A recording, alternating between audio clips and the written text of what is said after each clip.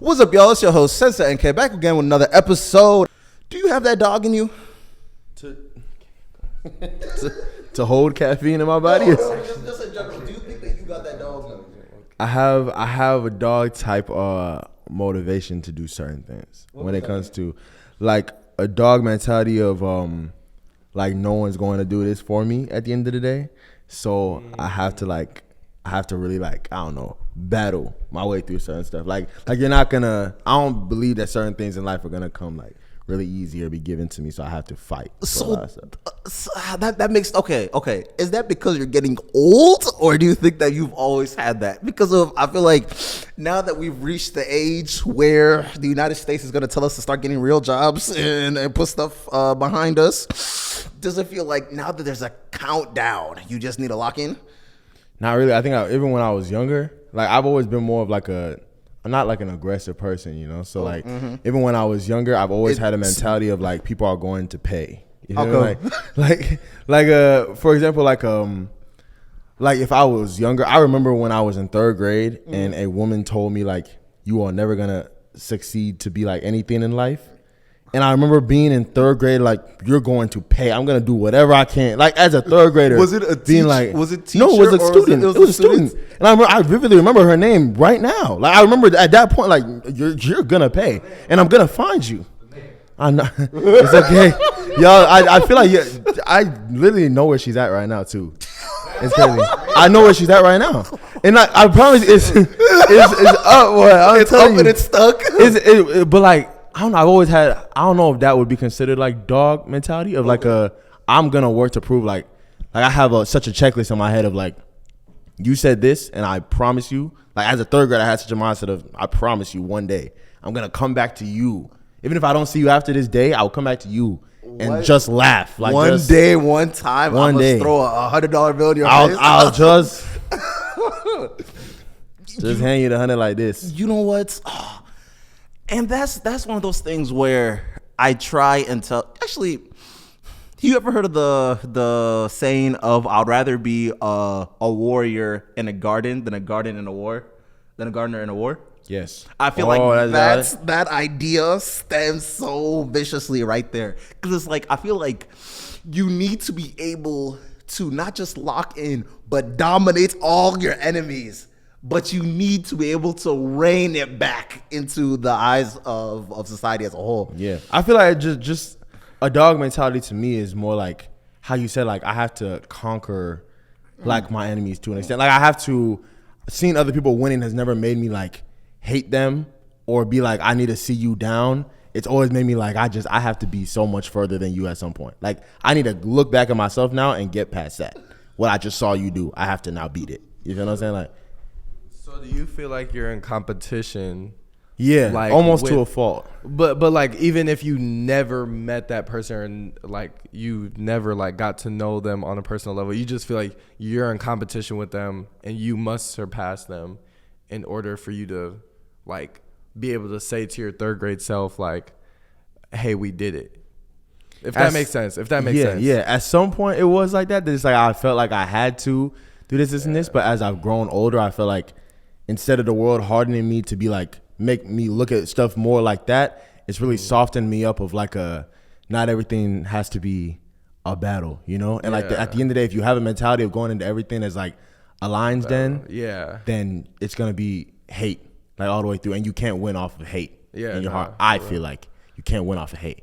So it's like having more of a mentality of like, there can be, especially in a category of like music, there can be multiple kings in this area. You know what I'm saying? I'm just going to be the king in my own eyes and amongst my own, like what I view my word is. I'm going to be the main character of my own stuff. And if you are winning on your side too, I'm happy that you're winning too. But your winning is going to motivate me to win more on my side because you're showing me that something is possible. You know what I'm saying? So it don't have to be I need to come and like take you down. It's not one-on-one now, but it's like you have not motivated me to level up myself. You feel me? I've always been a hater though. I know you have. NK in 2nd grade, look. NK in 2nd grade, bro. NK was one of my first competitions. Before that girl came in 3rd grade, NK was there in 2nd grade to compete. See, my parents, my Nigerian parents immediately said, you see, your age mates. Nkechukwu You're going to St. Stephen's Catholic School. You see your age mates, and you see what he's doing. Okay, joke if you want to joke. And NK came and started taking stuff seriously. As a second grader, I started getting frustrated. I thought we were here to joke and go to recess. NK was taking life seriously. See, nah. So I grew up. You know what? I think that was the main thing that separated us while we were in elementary. Facts. You had friends. Even though that we were the only black kids in this like a sea of white faces, Fact. you had a lot more friends than I had, right? And I feel like from that point on, I've literally had it in my heart of making sure folks lose. I would rather see everyone lose than me win. Sometimes I would rather see everybody lose. Crazy. I will burn down every boat. I will burn it down. I'm the type of dude that I'm the type of guy that if a person was coming to rob my town, I would rather burn down my town first before folks will come. There are a lot of people in the world with that mentality of like It's a terrible mentality. People like with the mentality of like, instead of you to beat me here, I would rather see you fall. Like it's easier for me to bring you down than for me to just work harder to beat you. You feel what I'm saying? I would just rather see you come back down. Do you feel like that's the right way to, what? It will never be right. It will never be right. Yeah. It will always be the wrong way to approach things. But I feel like that's just the Nigerian in me wanting to defeat all my enemies for real. So, but Nigerians also paint us like Nigerian parents paint us out against each other like often. Like they really make things that aren't competition a lot at a time. Like, so we grow up with, like I said, like why are you comparing me and NK in second grade? Yeah. Why are you comparing like our educational like purposes in second grade? Yeah. It doesn't make sense. You made an enemy out of no enemy. Yeah. I should see this as my brother in second grade that I play with at recess. Yeah. Instead, I see him as my only competition when there are hundreds of white people in this school that I could also see as competition. Yeah. But really. I see him as competition Black instead. on black. You feel me? Like that they just paint it out to be dog eat dog and go and beat out your brother. You feel what I'm saying? But and I feel like school sets up so much, not so much instances, but reasons to compete. Like, okay, I'll tell you guys this story while I was in the car. Actually, no. I'll say a story of it. You know what? Have y'all ever heard of the idea where it's like the worst you can say is no? Mm-hmm. Oh my goodness. The worst she can say is no. I promise it will all come back together. Back in third grade, third grade, I was in this one. It was kind of a big elementary school. It was kind of big elementary school, right? There was this one really pretty light-skinned girl. Really pretty, really light-skinned, right? This was during the time where they were trying to make the internalized hatred of being dark-skinned. This is the, turn the lights off. I can only see his teeth and eyes. Oh my God. Yes, it was during that time. Right? Like, this is peak African booty scratcher conversation, right? Hold up. Actually, yeah, no, let me not cut you off. Sorry, my bad. Wait, what was we about to say? No, I was just going to ask you, what do you think changed that to now people trying to fit into the culture now? Oh, we're getting money, Nick. We're getting money. We getting bitches. We handsome. Because I truly think it's Afrobeats has played a big part in that. It started a little bit earlier, but the Afro really made Africa the thing to be. Yeah. But Okay. back to my story time. Yeah, my bad. So I was this was peak African booty scratcher times. But me personally, I thought that I wasn't like these other Africans that they're saying because I seemed and looked more quote unquote American. Like till this day, folks think that I'm from a New York or a Baltimore or like a. I don't get Chicago. I get. I don't get to Chicago, but yeah, the majority black areas. So I said, you know what? I feel like this will go all right. So I walk up to her. I was like, hey, would you want to like go on a date? And I don't remember what I said, but I was like, my mom could cook us food and like this whole angelic moment, right? How old are you when this happens? 3rd grade. Date in 3rd grade? Well, it was more of a. Cook. So I said all that, right? And she looked, and then she looked around as if she was on a show of Ashton Kutcher Punked. So that's how she looked around. And she said, "You." Bro. And that's not even the wildest part. She says, "Come back when you're older," and I probably will still say no. Is that not insane? Is that not insane? Was your fit hard? This was before thrifty was cool. Let's just put it like we're thrifty because we're poor, not thrifty because we're stylish. But continue. If you remember, what did that do to your 3rd grade confidence? Or like did that instill something in you? Like if for Mac, like, oh, you'll never amount to nothing. Like, I am going to. Let's just say I keep tabs on a lot of folks that don't matter no more. Let's just say it like that. But yeah, no, I feel like it sets me up to not just see myself as like lesser in a sense, but more of like these folks are not my folks. These people are not like me. I'll cut it at that. Because it's like people were trying to tell me that I was ugly, but I'm like, I'm not ugly. I refuse to believe I'm ugly. Y'all have to be wrong. That was the type of energy that I brought to the thing. So yeah, that was the. But yeah, it was bad. It was bad. So if you ever think the worst that they can say is no, it's not. It could get bad. It can get bad. Yeah. Especially for a dark-skinned man. How about your own existence? A white woman told me that she would never kiss me because my lips are too big and I'll swallow her. Said that in middle school. Oh my! Said it in middle school vividly. She goes to the University of Minnesota, right? Like she just graduated from the University of Minnesota. I keep tabs, but then people know I keep tabs. This is middle school. This is 6th grade. What's her name right now? I will out her name, bro. Name drop. I will out her name.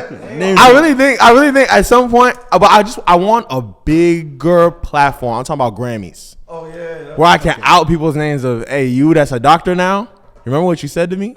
Like I need you to lose, bro. Yeah. I needed to lose. I don't think the doctorate program. You know what? One day, the doctorate program will come and watch this podcast because this thing is gonna be huge. But that's too far down the line for me. I need it now. I need it tomorrow. I need him to watch it tomorrow. That's my issue. She said that you would swallow her. She said your lips are too big. You would swallow me, so I'll never kiss you. How was the experience growing up African in elementary and middle school? Because I know it was different for both of us. But like, how was it for y'all? Like, what were the jokes and like things they said about y'all? Awful. They would, man. Smelled like you're off the boat. Man, smell like African spices. Man. I know exactly what you ate last night. Oh, Does your washer not work? Mm-hmm. Your nose is a little wide. The nose, man. The nose will get you.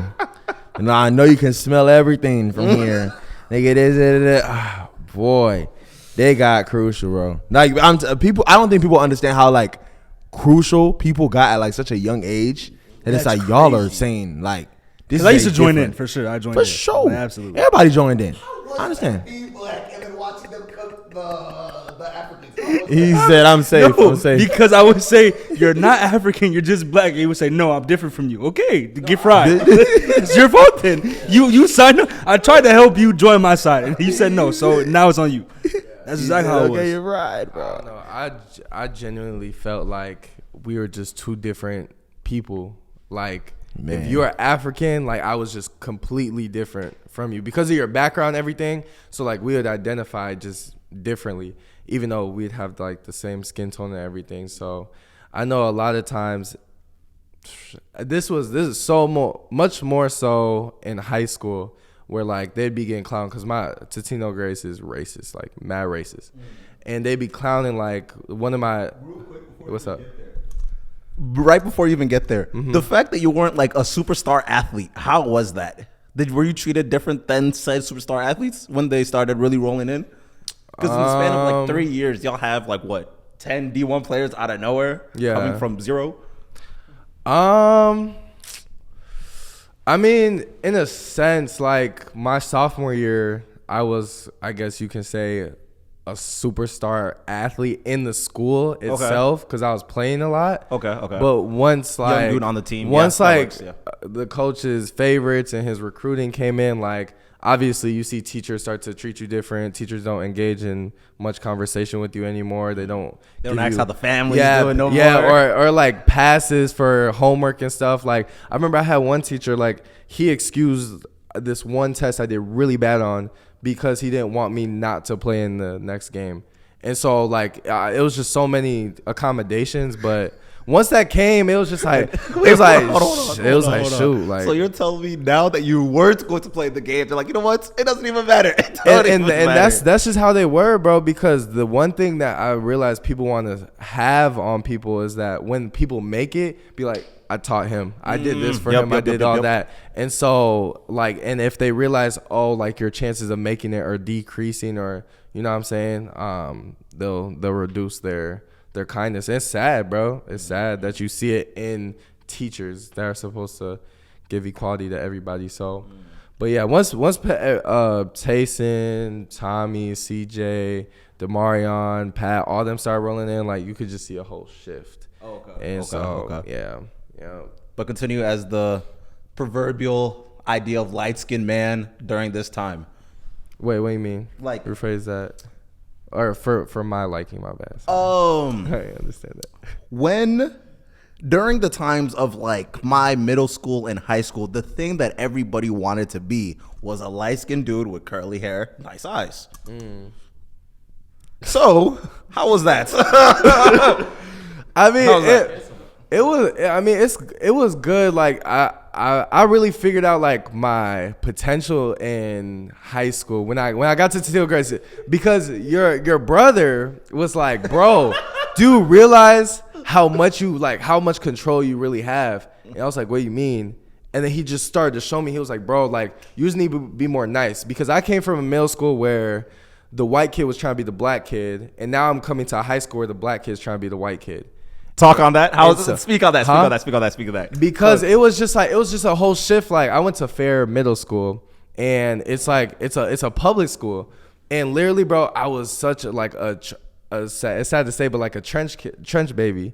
Like I would leave class, I would talk back to the teachers, I would go to recess. Continue. Yeah, I just had so many. I had I had 4 guardians come in and shadow me throughout the whole school year. Like I was really bad. But when I went to Tennessee Grace, it was a complete shift. Like I seen other people studying, it made me want to study. I seen other people like you said, NK was on his stuff. Like it made me want to get on my stuff, you know. And so it was just a complete shift. And so I don't know. I kind of lost my train of thought. But okay, like. I think the idea that my brother was trying to give to you, some of the things that people would see as aggressive from my tonal in comparison to someone with your tone. Yeah, it'd just be received different. Exactly. Yeah, for sure. And so when I came into Tennessee Grace, I just thought everybody that was showing me like love and smiles and everything was just fake. And so I wouldn't talk to nobody. But then you have DJ and other people, like they talk to everybody. They have all these friends, and he was like, "Bro, if you don't like start connecting and like you like play the game, yeah, like people will just naturally love you just because you said hi. You don't even have to. What are you here for? Like, what do you do? Like, you know what I'm saying? Like, you don't have to do much. All you have to say is hi." And then but that led me down a bad path, because once I learned that and like mastered that, like. It got wicked, bro. It got real wicked. Because once I saw how easy it was, because like really, I don't know, as I was growing up, I thought everything was just overcomplicated. I had to do so much more to gain people's approval. But really, it's just like, just be you, you know? So that's what I believe it helped me. So. Wait, passing like this way? Yeah. I knew it was coming. When did you realize that you were handsome? Like, when did you realize that you had the quote-unquote power? Probably like sophomore year, not gonna lie. Yeah, sophomore year of college or high school? College. Okay. And then my junior year was when I realized how to actually use it. It was the same thing with him. Like I commuted my first 2 years of college, so I wasn't really around people, and like COVID kind of ruined that whole college experience for everybody. But it was my first week at St. Thomas, and we were at a party, and there was someone that was trying to talk to me that was new, and I was just like, why are you asking me so many questions? Like, What is wrong with you? What do you want? Like, why are you talking to me or whatever? And you looked at me, you're like, bro, you just fumbled the craziest bag because she knows everyone and can get you plugged in with everybody. So I was like you were saying, like that communication piece and like knowing who you're dealing with and knowing what audience you're talking to, bro, it actually matters so much because you can literally, like if I didn't go back and apologize to her, the last 2 years at St. Thomas would have been cooked. It would have been over with for me. No, literally, I was just gonna say, like, especially people at Totino Grace, like their parents have crazy bread, and so they're just going to receive that inheritance. And for me not to talk and connect with them, I'm losing money myself, you know. So it was just like that piece. Yeah, your network is more important than your net worth. Yeah. Nah, because I remember we got back cool or whatever. So then I got invited to a darty. Mind you, I don't be outside no more. It's crazy, but beyond the point. There was a dad there. It was homecoming. I'll never forget this. I was wearing some beat up court purple ones. They were lows. The dad was like, I don't have these. I want these because I go to St. Thomas games all the time and I want to match with my son. He said, I'll give you $400 right now. Mind you, these shoes were $150. He said, I'll give you $400 right now just because I can. And then I was sick because I wore a size 12. He needed a 13 and a half. So, yeah. But, like, just because I made that connection now, I'm able to make more money, so. And I feel like, especially feeling like you're different, you'll tend to make things a problem that were never a problem in the first place. And now you're out here burning bridges for no reason. Yeah. Just out of not just an insecurity of your own self, just the fact that you're ignorant of what's actually going on around you. Because she genuinely just wanted to, like, say hi. She wanted to meet the new kid. Like, yeah. And I'm over here, what do you want? Get away from me. Like, why are you aggressive? Like, yeah. Now I'm making NK look bad. No like, bullshit. Literally, she said, why is your friend trying to fight me? I'm like, and now I'm sitting here like, I just didn't want you to keep talking. Like, leave me alone. The thing is that night was funny because I was like, wait. Do I gotta just not hang out with you no more? Is that really what this is? Is he gonna scare off for no reason? And speaking of scaring, what are some times when your homies scared the hoes and you didn't even? Yeah, it was a moment. Man, I have the craziest one. We were at my crib, and it was right after church service. So the Holy Spirit is moving in this friend's body, and I don't blame him. But it was just that people he was talking to and the way he was pressing them, they were people that really didn't believe in Christianity in that way, and then they believed that, you know, their body, they do what they want to do. Okay, that's your belief. You have that. But he was forcing the idea of it's not your body to people that don't believe that. Because, like, as a Christian man, I believe that my body is not my own, it's God's. But I cannot argue that fact to someone that does not believe in anything I believe in. You're just talking to a wall. And he's sitting here telling them, cursing them, cussing them, that you're going to go to hell, that Jesus hates you, like, you need to stop doing this. And they were genuinely scared. So they tapped me, and they said, look at your phone. And then they all left. Everybody just left my house. And he's sitting over here like he's LeBron James, just won the in-season tournament, clapping, celebrating. And they were like, if you ever invite us again around him, we will just not come. So it was like I had to choose what friend group I was going to be around, and I was like, yeah, bro, you can't keep scaring people like this. Bro, oh my God. When I realized not everyone could be around everyone, it really made me sad. Because I wanted to bring all my homies together and hold hands and joyous and jump up and down one at a time. But I realized the way people move, you just can't do it. Yeah. Because you'll end up causing bigger problems than just having these people separate. Because I feel like not everybody should be allowed into people's lives. That's just plain and simple.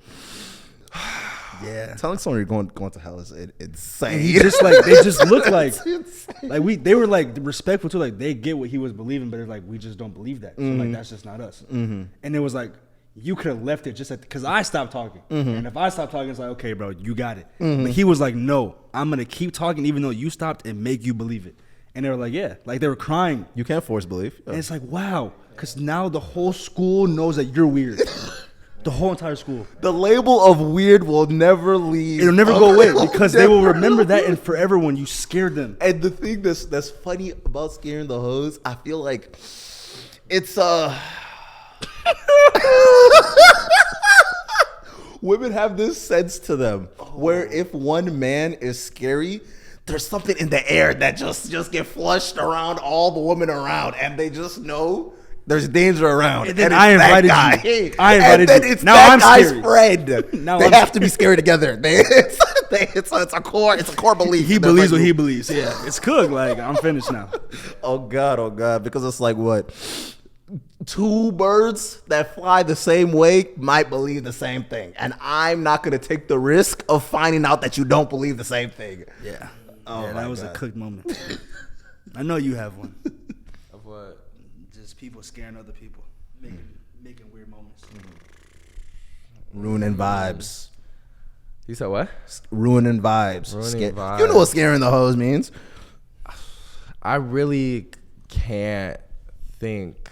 Well, one thing that I've realized, bro, is that when I got enlightened, some stuff from my like past has just been erased. Like I can't think of, like, literally I try to think of stuff, like I try to go back and see from back there, and I can't. I just can't. That's And not a part of you no more type of vibe. I truly, well, it really depends, bro. It's like, I can't go back to certain memories and be like, oh, and just describe and go crazy, you know, like I used to, you know. And so I truly believe that was God's. being that you don't really quote unquote scare the hoes, do you feel like there's a plan that you set up for yourself so you never have a instance of actually making girls uncomfortable? Yeah, I think it just comes from kind of like the fear of rejection. Like, I think I already talked about it, but coming from my friends in high school, be like, oh, you're that guy, you won't get rejected, like the looks, you hoop, you're smart, yada, yada, yada. And now I actually try and go up to a girl with the confidence of I'm that guy, and then she just tears it down. It's just like, dang, am I really that guy? And so I think the plan and strategy that I've developed over time is like, if once we lock eyes and you don't come to me, then it wasn't meant to be, you know. And so if we lock eyes and then like I'll hit him with like a side look and then look again, and I'll probably stare longer. Do that look to the camera. Do that Like, look. you feel me? Like I just like side look, like up and down, and then look again, and then look at, like, the third time you should come. If not, it's just like it's cooked. So and I just refuse to be that guy where I go up to you, you engage in conversation, you want me to buy you a drink, you want me to buy you this or do whatever to accommodate your needs, and then it's just like just a joke. You know what I'm saying? Not in like in a bad way, in a sinful way. I'm just like, just a joke, like not in a like, okay, let's get to know each other, you know. Yeah, past that, yeah. I heard this at church at a dating panel, and it was the realest thing I've ever heard. Cook. We need to limit the sassiness in these men.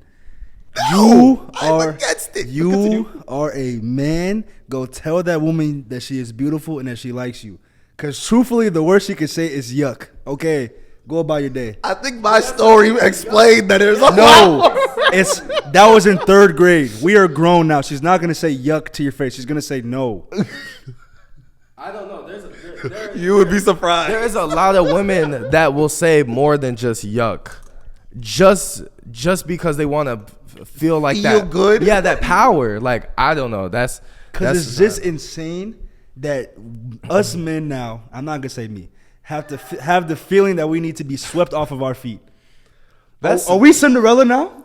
No. You're speaking facts. You're speaking facts. And that's the thing that I realize is that the woman that I'm actually for real about, I pursue. You know what I'm saying? Yeah. But like, if you're just on jokes, just trying to like, yeah. I'm just trying to Even figure out better where question. but, yeah. Where do y'all look to find the women you talk to? Before you get there, Oh, you get there, yes, I do want to be swept up.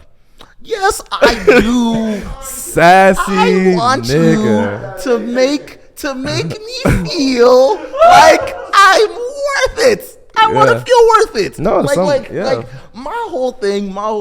I think that's why it took me so long to really hold on. I think that's what it really took me so long to date for real. Because remember, I had a girlfriend, right?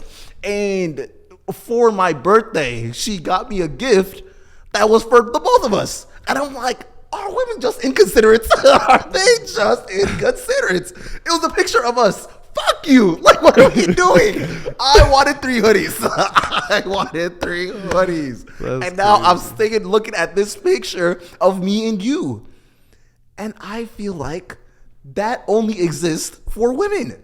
It only exists for women where they feel like they don't need to cater and pamper and do all that stuff. No, I feel like a true woman knows how to cater to their man. That like means a true sex. That means sex. It's not even sex, because then it's like, You want to jump in? Yes, I have something to say. it's just after the sex, it's like, okay, now what? Like, that's not real catering, bro. You know what I'm saying? Well, you probably don't, but yeah. New challenger approaches. So on the topic of the selfishness, whatever you were just talking about, right? So for my birthday, I was taken out on a date, right? It was a nice day, whatever. We did a little thing. We did a little escape room. Did you pay for your birthday date? No. Okay. No. But the thing was, I don't like seafood. And I made that clear. And she still took me to a seafood restaurant. Now look, I appreciated everything that was done that day. It was perfectly fine. I loved the date. There was nothing wrong with the date at all. But it's like, you like seafood. I don't. But it's okay. You wanted sushi. Yeah. You wanted the meal. And now I have to sit here and eat this sushi bowl poke fusion nonsense. Exactly. Because you didn't want to go to a steakhouse like I asked. Exactly. Yes. But that's all I wanted to say. Hey, if you're watching this, though, I really did appreciate that day. There's nothing wrong with it. I just And you thought that was see crazy. how he has to. That was Wait, it. and you see. Wait, and you. Bro, Stand on it. You didn't like the dinner. You didn't appreciate it. and, wait. You don't care. And that's my whole thing. That's my whole thing. He went and just said, but it was still fun. I'm glad that you made the effort. It was nice. It was cool. On my birthday. No, I won't. Nah, I feel like when on That's the why I like topic my of girlfriend. like sassiness, I feel like if it's really hard because this could go hand in hand, but on just speaking from my perspective, like the reason why I was once quote unquote a sassy. Listen, I'm not sassy, but I'm not. Once was in the past. Once was in the past. You said. No. In the past, bro. Because it was the women that I was messing with, like, weren't treating me like how I want to be Envisioned? treated. Yeah, envisioned and how I like to be treated, even if I told them they weren't doing that. And a perfect example. You know what? Let me not even talk about exes, bro. It's okay. It's okay. Nope, bring it back. Cook. I feel if you're not in the right headspace to, you don't have to. Yes. No. It's good. It's good because I'm over it, but it's just on the topic. So, on my birthday.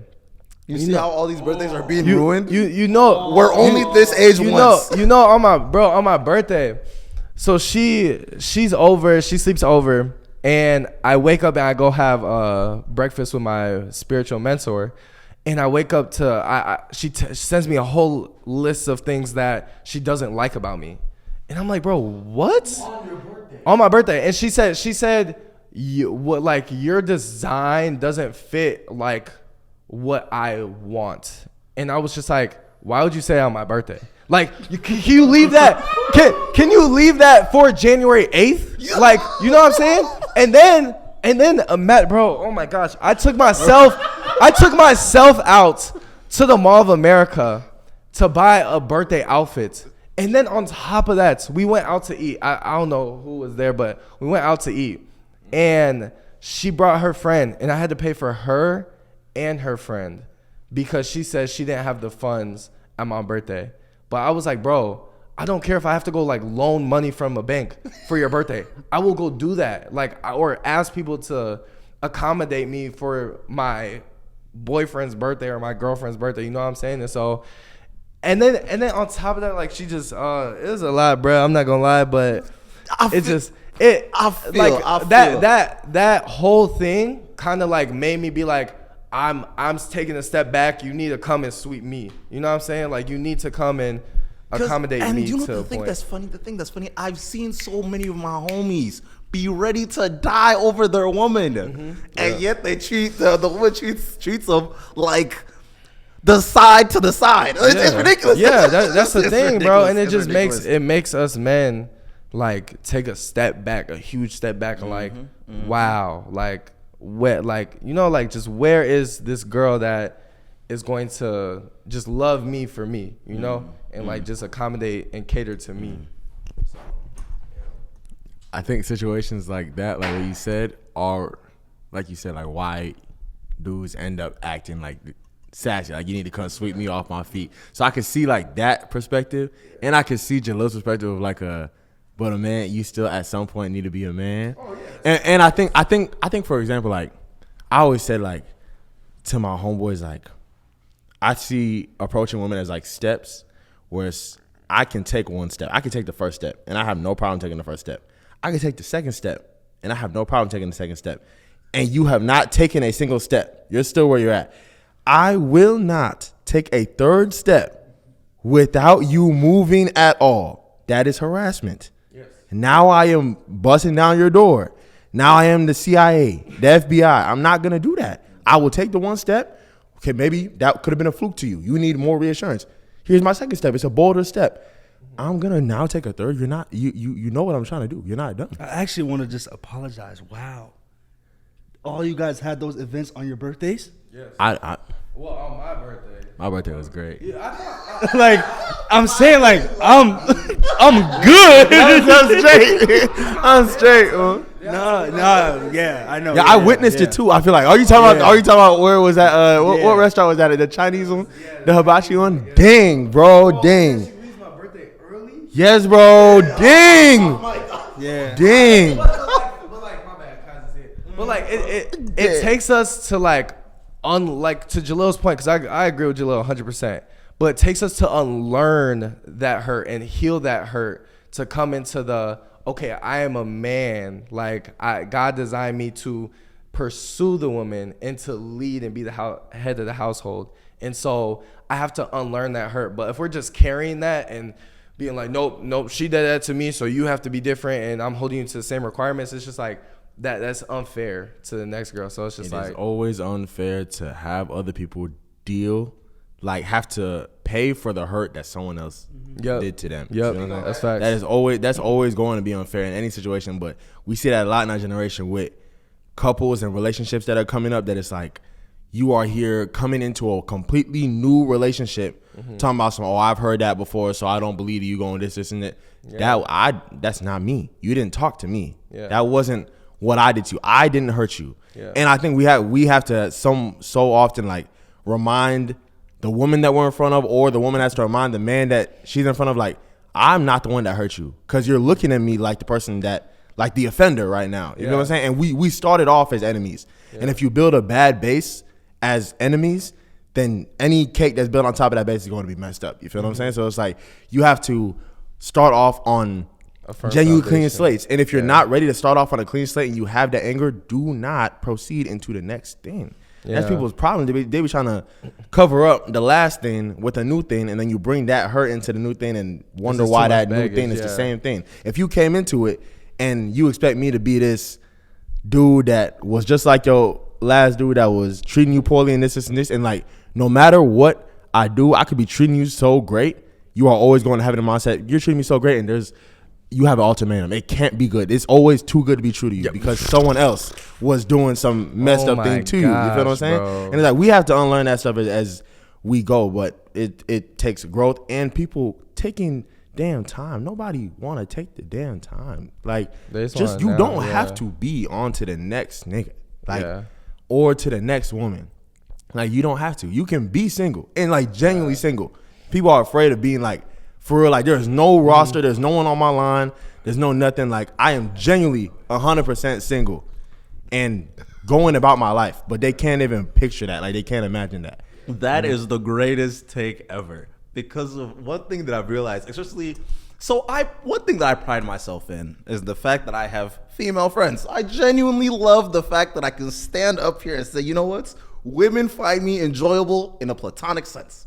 Because I don't think a lot of men can say that. They can't.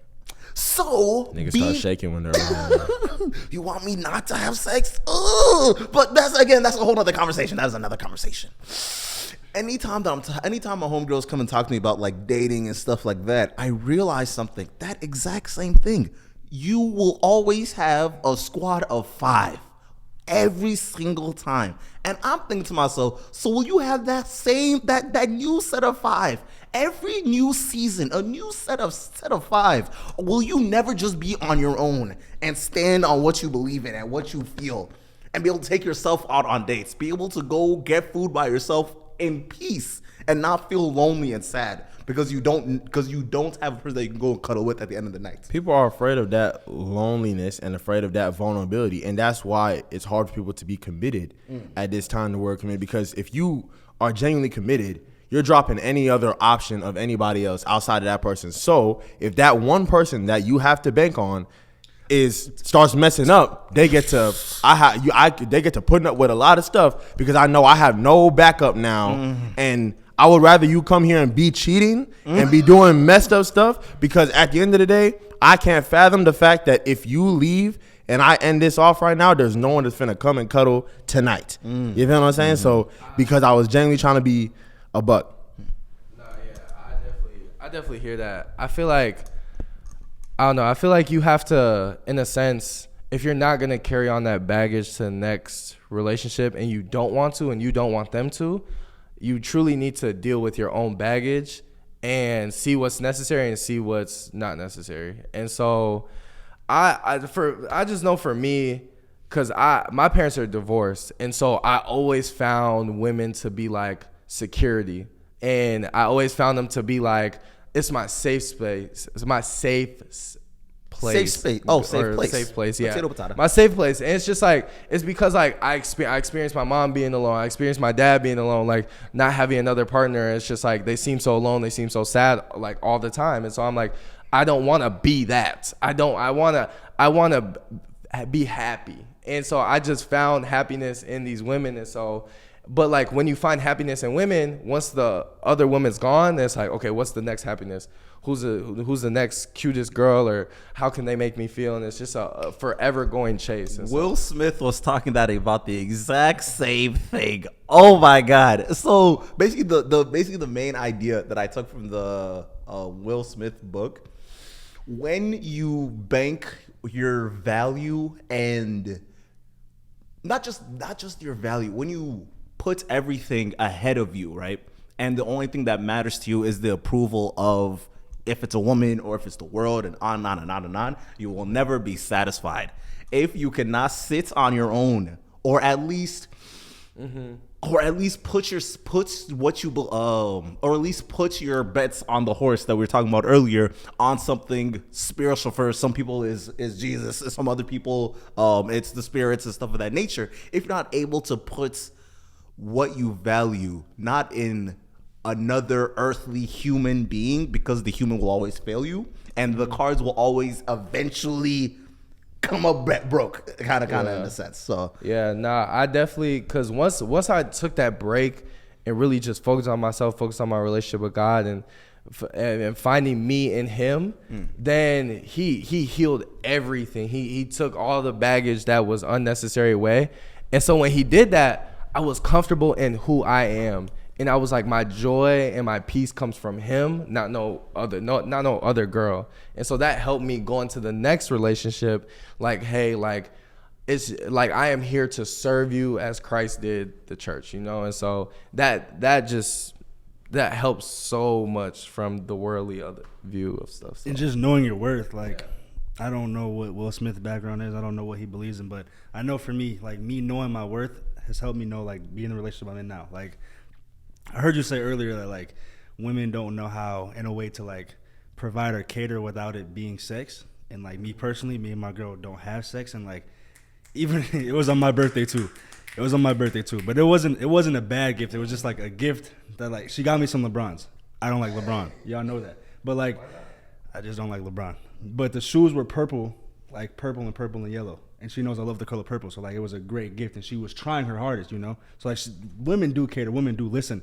And I think once you take that out of the picture, because you know your worth, you know where you belong to. Like, for me, you, like, all of us, we come from Jesus. Like, that's who we are. So we know that we shouldn't do that because we're disrespecting Him. Like, knowing our worth, we get to know each other way more. And, like, we've had way more fruitful conversations, because it's not like we're in a marriage, we need to have sex to, like, reconvene or, like, figure this out. But no, we're actually talking like human beings are supposed to, because communication goes a long way. Yeah, and I feel like especially in the before getting married, in that dating process, in the engagement process, it's just so important. Like God's so strategic, bro. Like developing that communication skill of we are struggling, we are butting heads, but let's come together and communicate. Let's not sex it out. You know what I'm saying? Like let's communicate. Let's figure out the medium here. Like let's take accountability. Like that helps for the intimacy that is soon to come. You know, it just makes it stronger. So, yeah. One thing that I'd like to add, the ability to get good gifts is a skill that you need to work on. And I feel like a lot of folks don't actually give gifts that often. If it's not like a financial thing, or it's also a thing of like folks don't care to give other people gifts. Because it's difficult to get a well thought out gift for someone that you care about. Because you could do the whole I just give you money, but then there's no thought behind it, and it doesn't really matter in the long term as well. Wow. But as we're going on, Lana, let's move this conversation forward. When did you guys realize that other people's existence was real?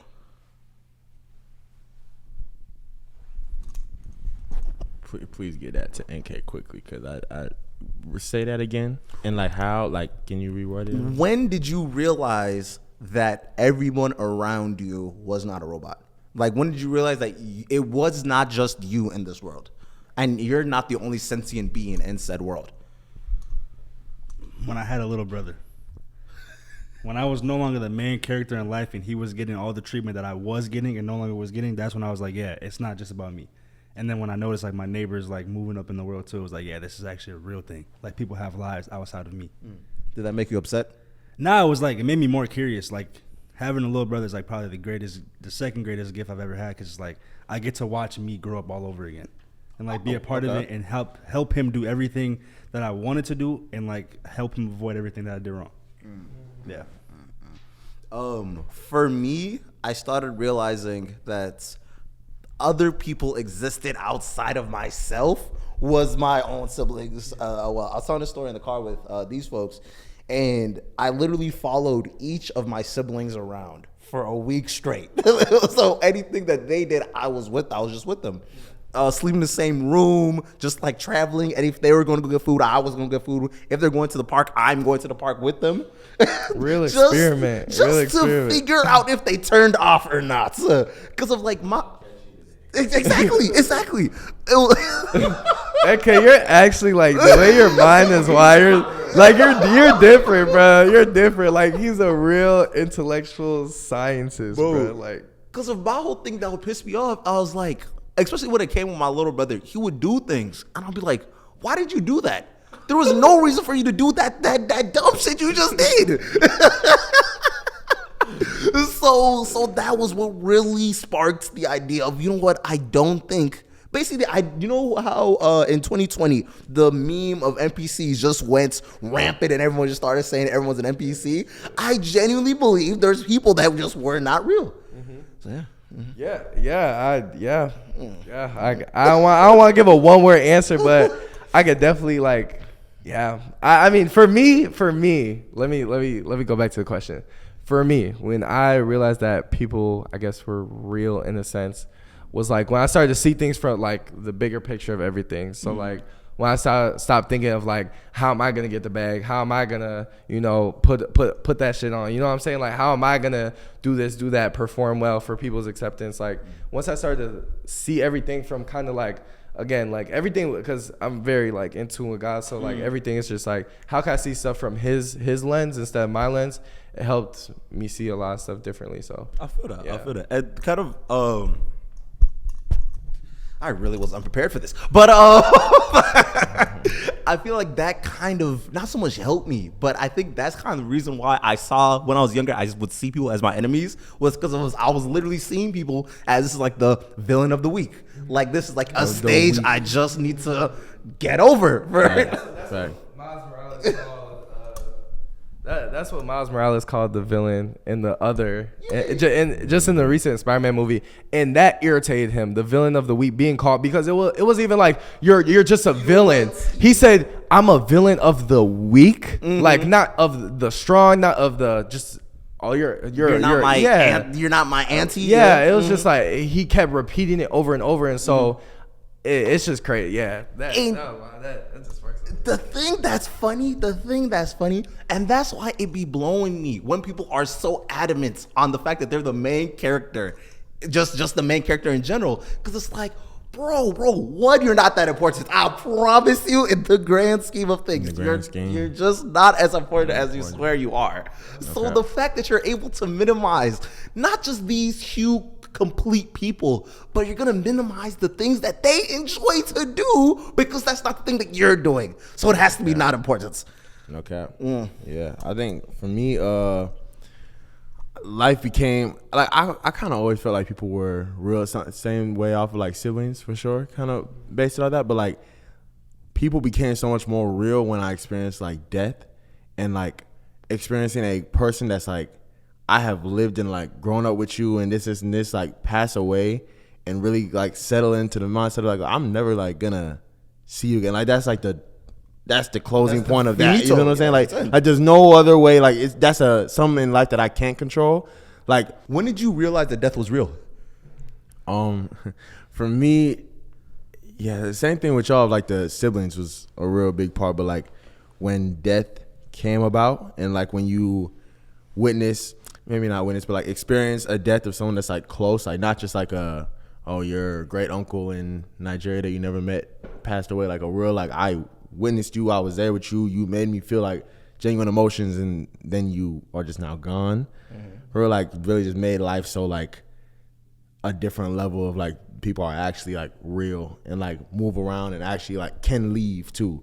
And like my aunt, continue. My aunt, I grew up with my aunt, like she's my dad's sister, and like we were outside of my direct family, she was the closest person to us. You know, like when I went to St. Anthony in my high school, we moved into her house. So when I was in 8th grade, me and my big sister moved into her house, and we stayed there until my sophomore year. Middle of my sophomore year, she got sick, and then she went to the hospital, so we had to move back to Coon Rapids and be going to St. Anthony from Coon Rapids. And then a few months later, like it was December, it was actually today in 2016, she passed away. May her soul rest in peace that day. And I my dad was there. He picked me up from a basketball game, and like my uncle, her brother was with him too, and they picked me up from a basketball game. They were cool, and they were, how's your game, this, and this, and then they were, yeah, your aunt passed away today.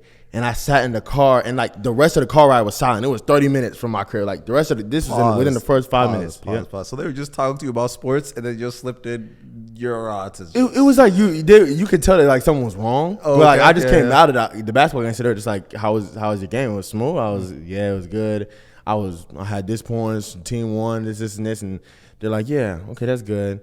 Well, your aunt passed away a few hours ago, and then it was just silent. Like it was dead silent from there. I didn't, and like that whole rest of the car ride, it was dark, and like going back home, and I was so like there's no way that's like for real. Like there's no way this is like really real life. You know what I'm saying? Like I feel like I can go to her crib right now, and she's just gonna be there. You know, like are lying to my face. Right? Like it's like y'all are joke like that. Like there's no way that people like die for real. You feel me? Like I thought that was like a myth. They do that over there type thing. You know what I'm saying? But like once you really realize, like that really like settles in, and it's like, wow, I'm not gonna see this again. Like I'm not gonna see you again. I'm not gonna like then like whatever my like last words were to you or like last experience was, it's like that's all like real. It's real life now, and there's no turning back the clock. So it made it such a like people are really going through like their clock, like their day-to-day life, counting down, like just going about their day, you know? Yeah, I would, to relate to that, when I realized death was real was when my dad,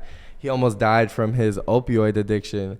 And the thing with my dad is that my whole life he was Superman to me. Like nothing could defeat him. He was this big, strong, bald dude, like just strong, very confident, everything. Yeah, and so it was just like to see him defeated, like he could have died that day, and to be in the hospital bed and like just contemplating life, it was just like, dang. Right. Like the person I see as this my glorious king, LeBron James to me, you know what I'm saying? Like he's in this bed like weak. Like I'm at this point I'm stronger than him. You know what I'm saying? And so that's when I realized, like, I was just like, dang, bro, like I can't take nothing for granted. Like the people in my life, I want to try to maximize that relationship to the fullest, you know? So yeah. And then passing from that, I feel like the fact that people die, people need to be so intentional with how they talk with their people that are older than them, right? Man. Because they have so much lore that you just do not know about. Like, it was like a couple months ago, I asked my grandma, what do you do? And she was like, oh, you know, I was like a principal. I was like a principal superintendent for like the biggest schools in Nigeria. And I'm like, since when? And I was talking to a couple other of my family members. And then I'm like, y'all are doing all these crazy different things. My one uncle, he creates like he builds planes. My other one does this chemistry thing, and on and on and on and on and on. And there's so much lore. So there's been this idea of dad lore going on throughout social media. What was some dad lore that y'all got that just... Sure, it's experiences that your dad went through that you're like, what? You knew Obama when he was young? How? Those type of things. So, yeah. Dad, Lord, my dad has crazy stories that I cannot say, but it's like, Is there any you can't say? Dang, I don't like my dad. FBI, CIA agent type Man, like, and when you like really sit down and talk to them on some like what really was going on, like my dad would always like tell us stories growing up, but they were more like educational, like this to teach you something type stuff. But like as I got older, it's like I'm just literally just telling you like past stuff. Like, I can tell him about like I'm having troubles with this relationship thing, or these friendship thing, and he'll be like, I had this experience with my old friend or with this old girl or something like that, and it's like you're being a buck with me and like real about like this situation, and it's like we're so much like, what's it? The apple don't fall too far from the tree. Like in so many situations of like I'm really your son. Are me. You know, like and parents sit back, especially fathers with their sons, like they sit back and watch that all the time. Of like, it is such a different feeling of like sitting back and seeing your son. Like I can scold you for this and whatever thing is, but like as I'm seeing you mess up in this way or whatever, I am picturing back to what I did, and it's such a crazy like 360 moment of like, oh my goodness, like you are really my son. But for my dad, like dad, real quick, the funniest thing about that, when they're sitting back just watching you fumble and just do all this dumb shit, bro, they're really like, I could really step in and save him from all of this, but he has to go through it. This is building blocks that you have to go through. But continue. Fact. I think with my dad, like, I've always grown up and seen my dad as like he's like a really respected man across like the community, and just across like every room that I've seen him step in, he's always been like him to everybody, and everyone automatically pays such like respect to this guy, but especially in like the Nigerian community. And so growing up, I like getting older and being able to talk to him about certain stuff, he would tell me stories about like stuff that he would do back in Nigeria, and really just in a way of like, this man was just solidly either really solid or like the best at whatever he genuinely was like putting his mind to over there, you know? And like really in such a way of, now that you can come over here and people can come and be like, pay you the utmost respect as seeing you as head honcho in every room you step in, because you really earned it. Not because this isn't this, you know, but like as a genuine guy. And like seeing that kind of thing, and seeing like I don't know, like the main ones I can see too is like even how he deals with like women. That it's like he got to having conversations with me of like, when you are that guy, how women are gonna treat you and how you have to maneuver around women in this way. And even to this day, like in a community, and seeing how like women know that I have a wife, you know what I mean? But seeing certain stuff of like, they treat me in this way, and you have to, I don't know, it's like real putting me on as like such a game of like, this is how you maneuver, how you move through life. How you move through life when you are in places that you want to be and taking these certain steps that you want to do. But yeah, that man, he's really a CIA. He's not supposed to be here, man. Yeah. One day, I think on his deathbed, he'll let you know that he killed a man. But all right, passing over. God forbid, man. Man. You said dad lore? Like just learning things about your family and learning things about your dad in particular. Oof. I remember when I was in Ohio, I remember just growing up, I was like, I want to go to Ohio State University, play basketball for them. I was like, or if I can't even play basketball, I just want to go to college. Because like I loved my family in Ohio so much. But I didn't know the dirt behind everything. And literally, I remember, bro, we went down there and my uncle, he suffered from ALS and he passed away, I think 2 years ago. But he like was tweaking on my aunt, and I just seen all the dirt, and I was seeing that one of my aunts has just always been a drunkard, and I just thought that's how she acted, but no, she's always just been drunk. And I was like, what? It was just all this family drama, and it just like took away my excitement, my love for Ohio. And so it was just like just knowing, literally, like I don't want to be here. It was just like knowing the family dirt. It was just like, wow. It really helped me appreciate my father from overcoming all that, because he could have just been another one of them. You know what I'm saying? And my family in Ohio is amazing. I love them. They're very blessed and anointed, but they definitely, the drama and everything that I learned, like I do credit my parents for like covering all that up when I was younger. Because they made Ohio seem like Disneyland for real. Like we were so excited to go to Ohio, bro. Like it was just a great time. But now when you realize and you get older, it's just like those real talks are starting to, come upon you. And so, but yeah, I'll definitely say, I feel like my dad, like he's definitely instilled wisdom into me like at a very young age, because I got to see him weak at a very young age. And so it was just like, he just had to break it down to me like, hey, this is that. This is what I struggle with. You will soon struggle with it because it's just a generational thing. So be aware of it. And so, yeah, I also find it's like not just having that one major big talk with him, but like as I'm struggling to reach out and just to be like, hey, I'm struggling with this. This is what's going on. What has helped you in the past? Because this is everybody's first time at life. You know what I'm saying? Like nobody is going to get anything perfect. And so just to be like, hey, I know you struggled with this, like help me, and so, and just to know, like, just have that, you just know that's your dad, he went through the same thing. It's like difference of, I'm like, hey Mac, like, have you went through this, help me. Like his advice would just be so much different from my dad's advice, so yeah, if bro, that makes sense. it's not even dad lore, this is parent lore, because like both of my parents, like you guys know my parents, you would never guess these things about them, but like they used to move illegal things that you're not supposed to move, like regularly. Furniture, tables, like crazily, right? And I've always wondered like why me and my cousins are so quick on our feet when we're stuck in a bad spot.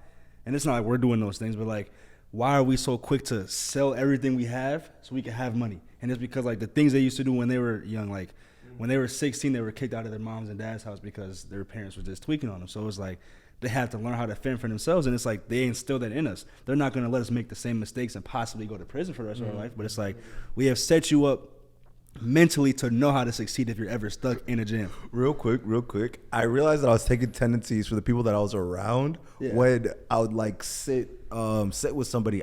They explained it on a TV show. So they explained it on Blackish. Andre, hood dude, all that stuff, talking to his kid. He's like, he was talking to his junior. He was talking to Junior. He was like, hey man, I actually lived a tough, hard life, real hood stuff going on, right?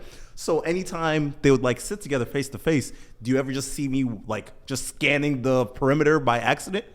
It's because I want to make sure I can see everything around. That's how my and it's dad is, like, even though that I have nothing about that type of life, but like I was around folks that were doing crazy shit for no apparent reason. Honestly, that's kind of funny because I know my parents would be so upset if they knew the folks that I was hanging out with when I was in high school and stuff like that. But again, beyond the point, like one of my tendencies, I don't like sitting where there's nothing behind me. I don't like that. Like, and it's like, for example, when we would be at eating lunch at St. Thomas, and I would always want the corner booth, like in the far corner, because my whole thing is, I'll be so damned if something just comes behind me and hits me in the head and I didn't see it coming. Wait, so you want where nothing's behind. Yeah, I want to be my back on the wall. That's how I sit too. And then you used to piss me off because I was the same exact way. Yeah. We will end up sitting just shoulder to shoulder on the back, on the back of the wall. Yeah, no, I didn't realize how crazy, especially my dad, how crazy his life was until he sat me, my brother, and my cousin down, and my mom down for like lunch or whatever. And he was like, we were just talking about like life and like how hard like life was. He's like, I would have humiliated you in high school, and you're 22 years old. I would have humiliated him too. And I was like, that's such a disrespectful thing to say to a human being, that you will humiliate them. Like, how bad he would have whooped our ass, like if we were to fight on the street. And then I heard the stories of like, he just woke up and went outside, and there was 8 kids at his doorstep, and he fought all of them. Did he win? No. But then real quick. I feel like people don't realize how insane it is to get jumped. If you're ever about to get jumped, don't stand on no business. Run. You're not an MMA superhero ninja turtle ass dude, bro. I promise you get your ass whooped. And this was the crazy thing. He lost, right? But he went to school with all of them, and he would see them at the park or the playground or the rec center. He made it a point.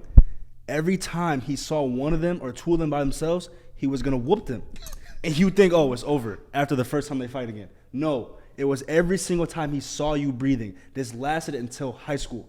If I remembered you jumping me when I was 5 years old, 6 years old, I'm going to beat your ass every time I see you. And I was like, yeah, you would have dogged all 3 of us at the same time.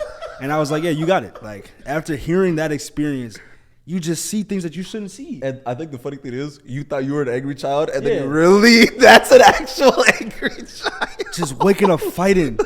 And it wasn't fighting because you wanted to fight or just for fun. You had to survive. Yeah. And I feel like just knowing, I don't know why parents do this, like try to hide their past from their kids. Well, I know why, but I feel like just expose it. You can't show them the void of the abyss without preparing them to look at the abyss. Yes, yep, that's very true. But I feel like for me, my parents, like at this age, like or when I was about, I guess 16, they like uncovered everything. And it helped me understand, because I was like, it helped me understand, like, it was like, because that's why I struggle crazily with this addiction or this fear or whatever.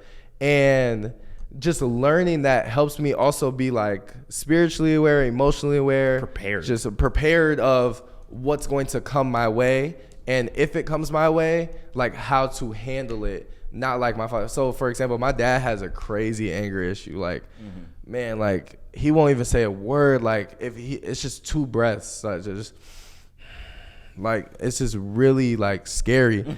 And it gets bro. It's just, I get flashbacks to ass whooping. It's just crazy. But he has a crazy anger issue, and I seen it in my one of my younger brothers, Jaden. And it was just crazy because I would always, anytime I felt angry, like it would be for the smallest thing, but I would get this big rage. And I was just like, why? I don't have to be that angry over that thing. But it's because this is kind of like the anger, like the devil works out of the spirit of anger, confusion, all that. And if he can get you angry, he can spiritually take you to a low, you know? And so you're coming from your spirit mind to your cardinal mind, so your worldly mind. And once you're in your worldly mind and your fleshly mind, then it's like, it's wraps. Because then you're making conscious decisions, or sometimes unconscious decisions, that can hurt you. And so that, just knowing their past definitely helps me be spiritually and just prepared and aware. So what's a characteristic for all y'all that you feel like your father has this and I have gotten this from you? Like, that is like the most prevalent. And like I see this in my father, and I'm self-aware that I have this characteristic of myself so drastically. I probably say, and I admit it, bro, I probably say when I was younger, like cheating, because my dad cheated on his other girlfriends, and he also cheated on my mom. And so that was one thing that I struggled with huge, because I was just like, why is it so easy? Like, why do I want to do it? Like, why is it a desire, you know? The thing that I got from my dad is definitely the fake aloofness. Like, it looks like I don't care, but deep down, I feel everything. I feel everything. And I will get it back in blood. That's what oh my God. There's this nigga, what? You got me when I was weak. I'm strong now. What do you mean? Like, what are we talking about? What are we talking about? You know, oh my God. You know, that is literally, oh my God. I feel like that's kind of like an insecurity of my own because I feel like I must get it back in blood. You will never say that you defeated me. I can't have it. Is that one of my big flaws? Yes, it's one of my big flaws. Funny, little quick funny thing. So I tried out for basketball. I tried out for basketball at Chaplin Park High School, right? Tried out. And the thing is, I'm a confident dude. I've always been a confident dude, right? So I was walking around telling everybody, I was like, oh yeah, by the way, I'm making JV, Forced by Fire. So I told the whole school, and what happens? I get cut. Cut like a month. I didn't make varsity, not JV, not sophomore, not freshman A, nor freshman B.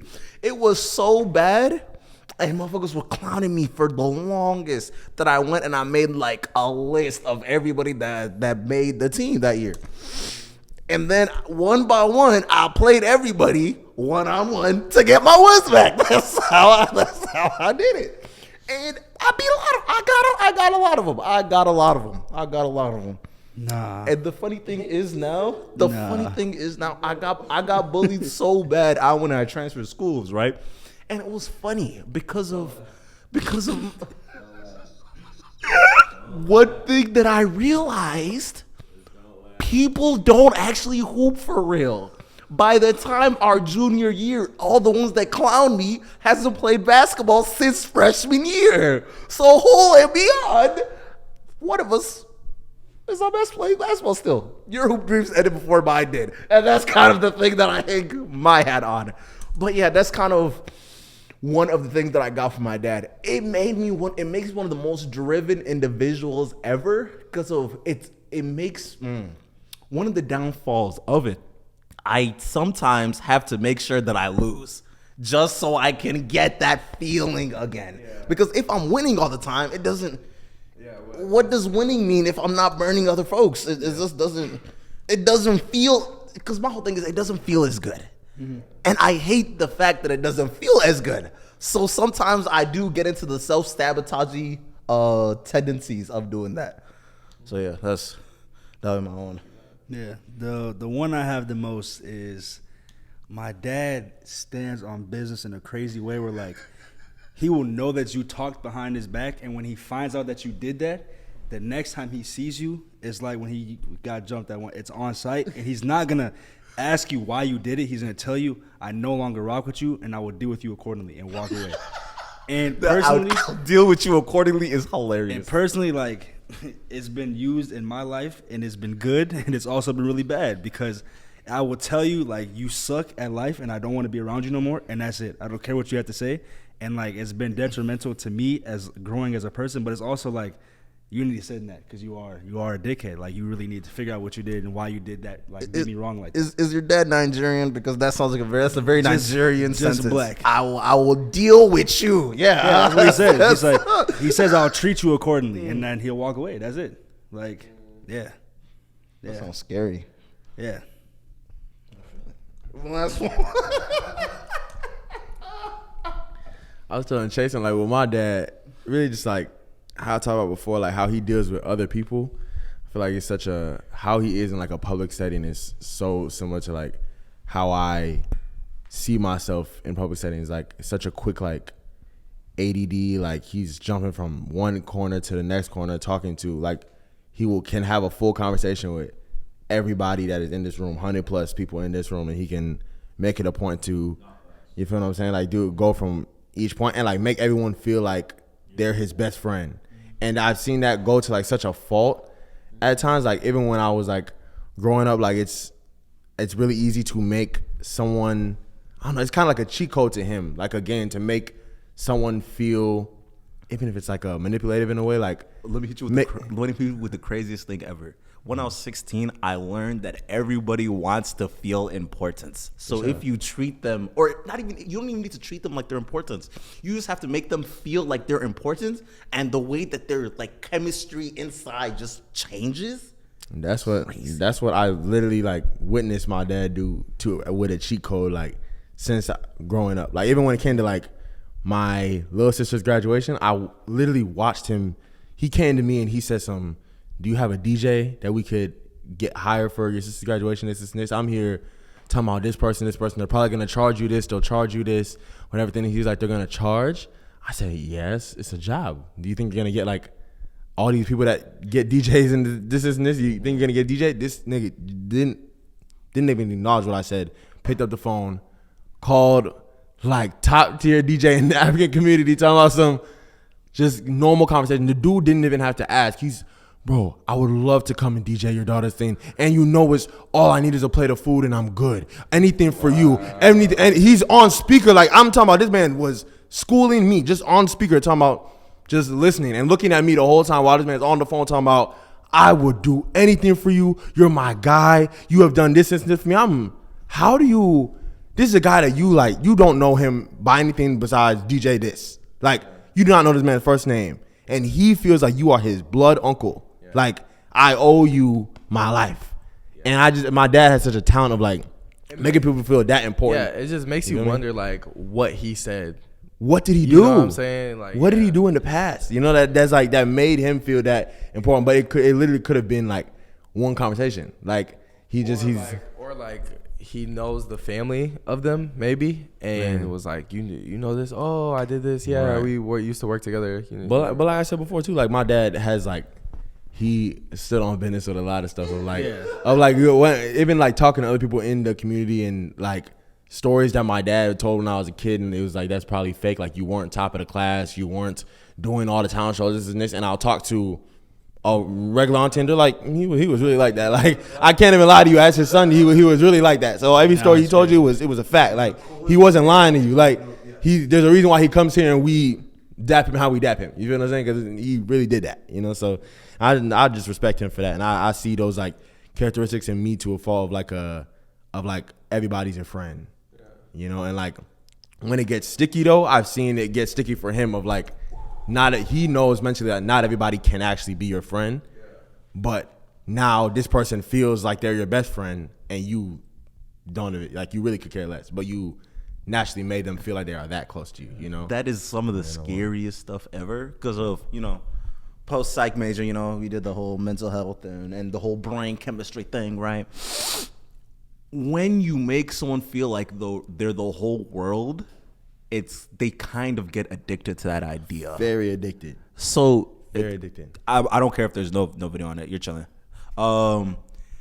It's a thing where they get so addicted to that feeling of being that guy to you. Okay. Like you love me unconditionally. You are my brother. Da da da da. So when the person doesn't show that same level of affection, it kills them, and it genuinely.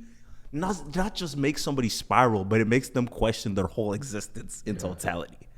Yeah. I'm gonna go live. Yeah, you should have been going live. I'm not gonna lie. I just don't know what I said. I was just gonna say the traits that I feel like that I take from my father have been passed down. I feel like it's like a gift and a curse, like joking. Like sometimes I can joke way too much, and I can also use joking as like a mechanism to cover up a lie. And I could really be like, oh, I don't fuck with you. You know what I'm saying? And I truly don't fuck with you, but I'll be like, I'm just playing, bro. Like, and so it's like, or like if I do something bad and then the bad shows up in the light and I'm like, bro, I was joking, bro. Like, take it, relax. You know what I'm saying? And so, but also sometimes it's good because like with, or if you're thinking the cardinal mindset, kind of, it's like with women, it's like, you can get them to giggle. You know what I'm saying? And just all that. So after he's done, I'm cutting it. Okay, but yeah, basically, yeah. So it's like, and also with friends, like you just make your friends laugh and everything. So obviously it's good vibes, but it can also be a curse. So, and then yeah, I would definitely say I'm trying to kind of develop the belief of I'm school intelligent. in the sense of like I've always thought like, oh, the best I can do is B's and C's. You know what I'm saying? And like pushing myself to like literally just get straight A's, because I can really do it, but it's really just a matter of like me and putting in the effort and everything. And so I feel like my brother has that easily from my dad, because my dad's actually really, really smart man. But yeah. All right, y'all. Wow, this has been a fun hour and a half. Yeah. If you've made it this far, leave a like, comment, subscribe, all that. Make sure you hit the like button, comment button, all that. Yeah. Oh, go to TikTok, the Dojo Cast, Instagram, the Dojo Pod, Instagram again, Sensei NK. Give me money, please. This shit is expensive. All that jazz, and we're out.